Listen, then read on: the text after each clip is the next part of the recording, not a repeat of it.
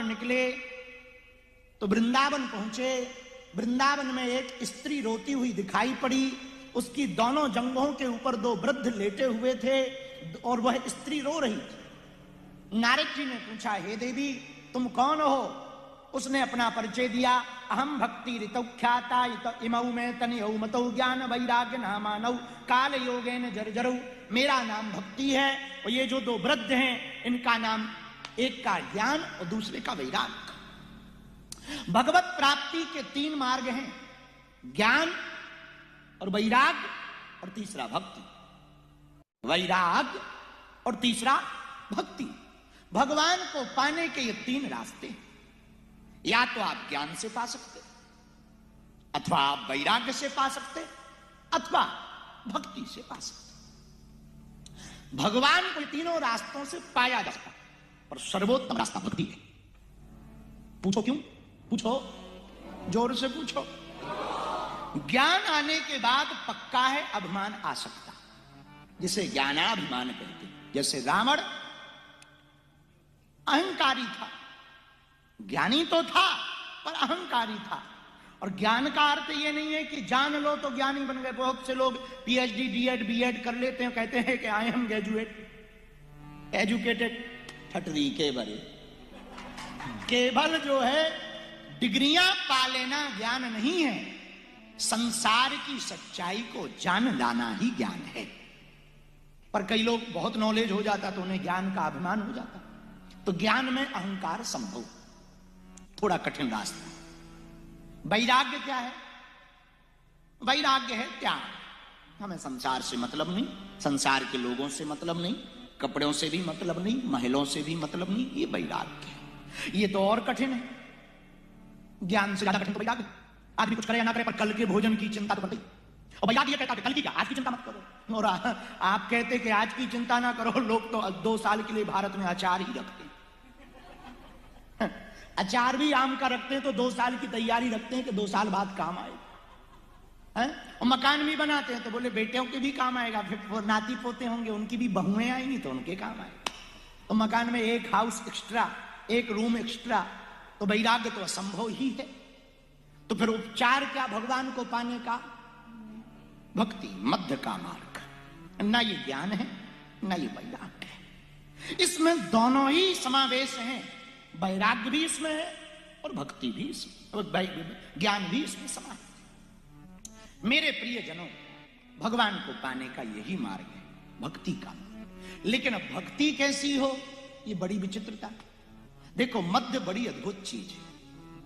क्या है? इस तरफ और उस तरफ, दोनों तरफ का मजा लेना है तो बीच में रहो।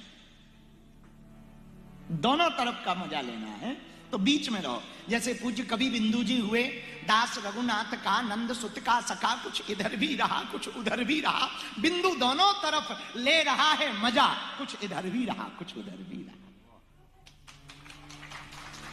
मध्य का बड़ा आनंद है। राम जी ने भी जब धनुष तोड़ा तो ना इधर से तोड़ा ना उधर से तोड़ा, मध्य से तोड़ा। तेहि क्षण राम मध्य धनु तोड़ा, भरे भुवन धुनि घोर कठोरा। राम जी ने जब धनुष तोड़ा तो ना इधर से तोड़ा ना उधर से। बोले कहां से तोड़ा? मध्य से तोड़ा। और राम जी का अवतार भी जब हुआ तो कब हुआ? रामचरितमानस में गोस्वामी जी ने लिखा, मध्य दिवस अति शीत न घामा, श्री राम जय राम। बोलो जय जय राम। श्री राम जय राम जय जय राम। श्री राम जय राम जय जय राम। भगवान राम रघुनंदन श्री कौशल्यानंदन दशरथ नंदन भगवान राम श्री सीतापति राम जब प्रकट भये तो वो ना सुबह हुए ना शाम को हुए। बोले कब हुए? बोले दोपहर में हुए। मध्य में हुए। कब हुए? बोलो बोलो बोलो। मध्य में हुए। भगवान मध्य में क्यों प्रकट हुए? तो भगवान बोले भैया इसलिए मध्य में प्रकट हुए, सुबह यदि प्रकट होते तो शाम नाराज हो जाती, शाम को नाराज हो प्रकट होते तो सुबह नाराज हो जाती। मध्य में हुए तो दोनों ही नाराज हैं। लेकिन एक लफड़ा फंस गया, रात हो गई नाराज। जैसे ही राम जी का अवतार हुआ सूर्य भगवान को पता लगा हमारे कुल में वंश में रघुनंदन राम प्रकट भये, तो सूर्य भगवान 1 महीने तक गई नहीं और कोई समझ भी नहीं पाया। रामायण में गोस्वामी जी ने लिखा, मास दिवस का दिवस भा मरम न जान कोई। 1 महीने का दिन हुआ, कोई जान नहीं पाया। अब इतने में रात परेशान। अच्छा, रात आए कब? जब सूर्य जाए तो रात आए, दिन जाए तब तो वो बेचारी आए।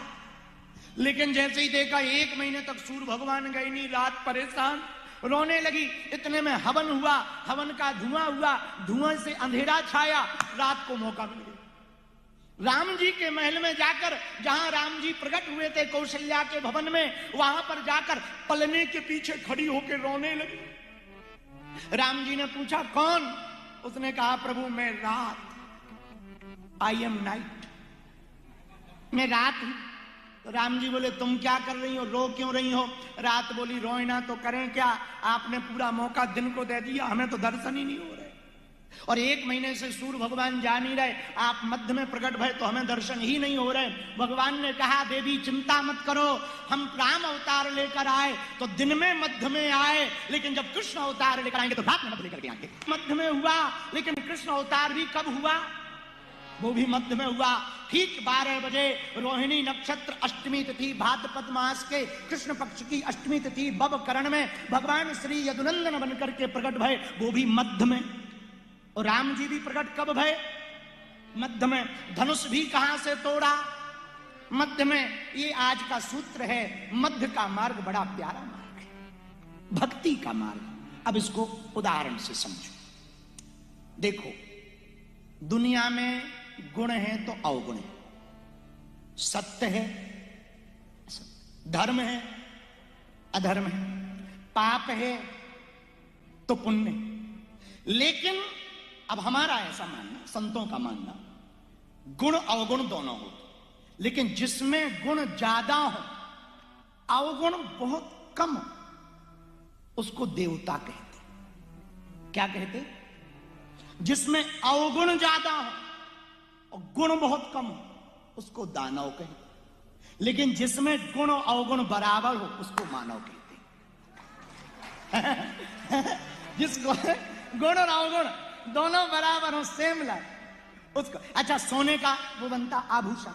हम कल जहां रुके थे तो हमारे त्रिपाठी जी के परिवार में हमारा हैप्पी वाला बर्थडे आ रहा, तो उसको उन्होंने बिफोर मनाया, तो हमको गोल्ड का हनुमान जी पहनाया। तो हमने ये पहन करके हम आज सुबह देख रहे थे सोने को। तो हमने एक मित्र से पूछा, हमने कहा क्या प्योर सोना है? बोले नहीं नहीं, प्योर सोने से आभूषण नहीं बन सकता। हम कहा क्यों?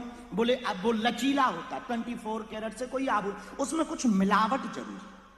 तो हमें बात समझ आई। हम कहा देखो, सोना भी असली हो, लेकिन वो आभूषण तब तक नहीं बन सकता जब तक उसमें कोई खोट ना हो।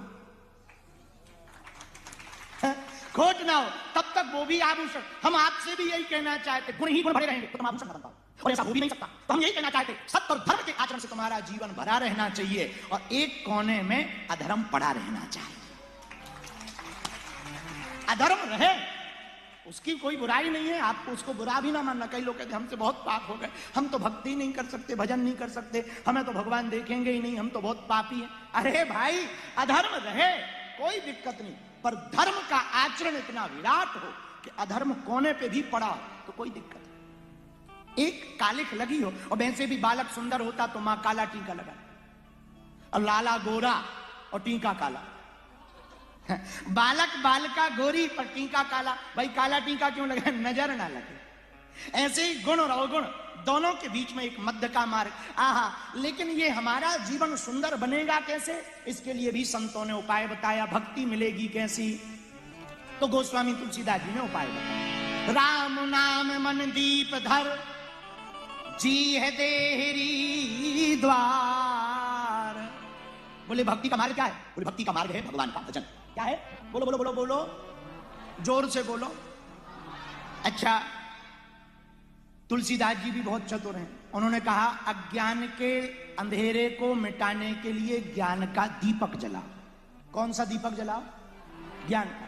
लेकिन दीपक जला तो लो, पर एक खतरा है, बुझ जल्दी जाता है। जलने में तो टाइम लगता है, पर बुझ, हवा चले और 1 सेकंड में बुझ जाता है।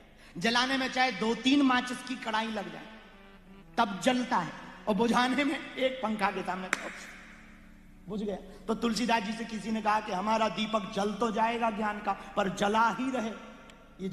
ये तुलसीदास जी बोले तुम पागल हो जो दीपक जला रहे। बोले फिर? बोले एक दूसरा दिया है। बोले कौन सा? बोले प्लास्टिक वाला, विदेशों में चलता है, वो बुझता ही नहीं, लाइट से यदि जल जाए। तो ये कहा ये कौन सा दिया है? बोले अज्ञान को मिटाने का ये दिया है, ज्ञान का दीपक, इसको मणि दीप कहा गया। राम नाम मणि। अच्छा, मणि में ना घी लगता ना तेल, वो जलती है, 100 प्रकाश वो जलती रहती, उसमें ना घी देखना, ना बाती देखना, ना तेल देखना। बोले लेकिन जलाना। अच्छा, अब विचित्र बात एक और है। बोले मकान के कमरे हैं 2 और दीपक है 1। कमरे हैं 2 और दीपक हो 1। अब बताओ, एक कमरे में दिया रखेंगे तो दूसरे में अंधेरा, दूसरे में रखेंगे तो इसमें अंधेरा, और जिसमें अंधेरा रहेगा वहां कहीं सिर लगेगा, कहीं हाथ लगेगा, कहीं घुटने लगेंगे, कहीं गिरा ही पड़ेगा। अब करें क्या कि दोनों कमरे प्रकाशित हो जाएं और दिया एक उपाय। पूछो क्या? जोर से पूछो, अरे जोर से पूछो। मध्य में, जिसको देहरी कहते। देहरी जानते? दरवाजे की जो चौखट होती उसको देहरी कहते।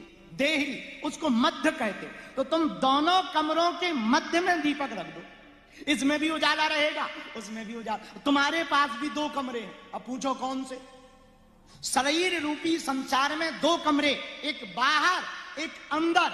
अगर तुम बाहर ज्ञान का दीपक जलाओगे तो अंदर अंधेरा रहेगा, वो अंदर दीपक जला लोगे तो बाहर अंधेरा रहेगा। बोले उपाय क्या? बोले मुख पर ज्ञान का नाम का दीपक जला लो, बाहर भी उजाला रहेगा, अंदर भी उजाला।